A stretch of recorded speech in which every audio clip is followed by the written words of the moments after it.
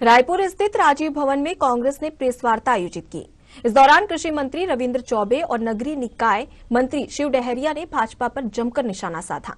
वहीं मंत्री रविंद्र चौबे ने कहा कि रोजगार के अभाव में कई मजदूरों की मौत हुई है। इस पर पीएम नरेंद्र मोदी ने एक शब्द में क्यों नहीं बोला।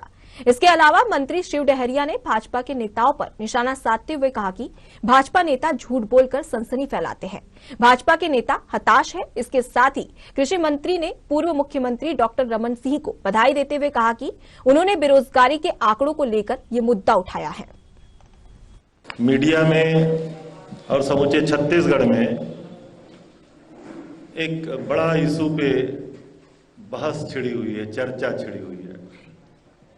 कोरोना काल से लगभग 3 साल की इस हुकूमत में 1.5 पौने 2 साल कोरोना में निकल गया, देश में भी निकल गया और पूरे हिंदुस्तान ने देखा कि कितने लोगों के रोजी रोटी और रोजगार देश में छीन लिया गया।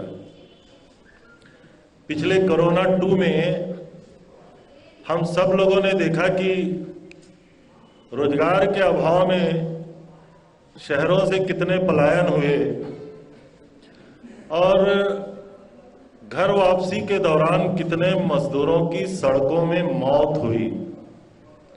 लेकिन दुर्भाग्य भारतीय जनता पार्टी के किसी नेता ने इस पे कोई बात नहीं कही।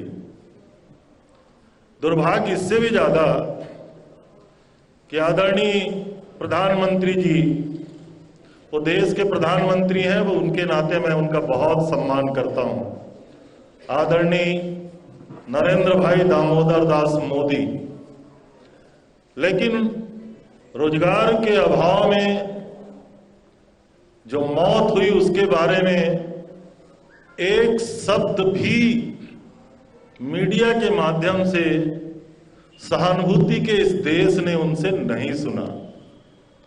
उसके बाद भी छत्तीसगढ़ के रोजगार के बारे में पूर्व मुख्यमंत्री सम्माननीय डॉक्टर रमन सिंह जी ने ट्वीट किया था, कुछ टिप्पणी की थी, वही लगातार बहस का मुद्दा बना हुआ है। निश्चित रूप से आप लोगों ने देखा है पिछले 15 साल के भारतीय जनता पार्टी के कार्यकाल को और 3 साल के भाई भूपेश बघेल जी के कार्यकाल को। भारतीय जनता पार्टी के पास ना आज कोई मुद्दा है, ना कोई विजन है, इसलिए वो इस तरह के अनर्गल आरोप लगाते रहते हैं। रमन सिंह जी तो बीच बीच में बोलते रहते हैं और इनके जो सनसनी फैलाने वाले 2-3 और मित्र हैं, आदरणीय झूठ बोलकर गलत बयानबाजी करके सनसनी फैलाकर जनता को धोखा देने का काम करते हैं।